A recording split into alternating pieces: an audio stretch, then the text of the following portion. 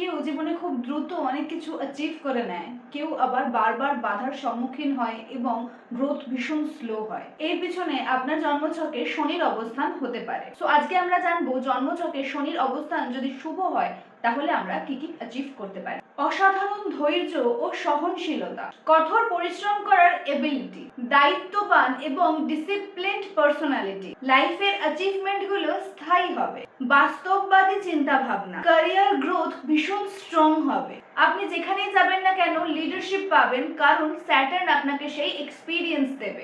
আপনি নিজেই নিজের ফিনান্সিয়াল সিকিউরিটি গড়ে তুলবেন, যে কোনো কঠিন পরিস্থিতিতে টিকে থাকার ক্ষমতা, জীবনে ন্যায় অন্যায়ের গভীর শিক্ষা অর্জন। সো পজিটিভ শনি সবসময় আপনাকে দ্রুত সাফল্য নাও দিতে পারে, তবে যে সাফল্যটা সে আপনার কাছে এনে দেবে সেটা দীর্ঘমেয়াদী বা দীর্ঘস্থায়ী হবে।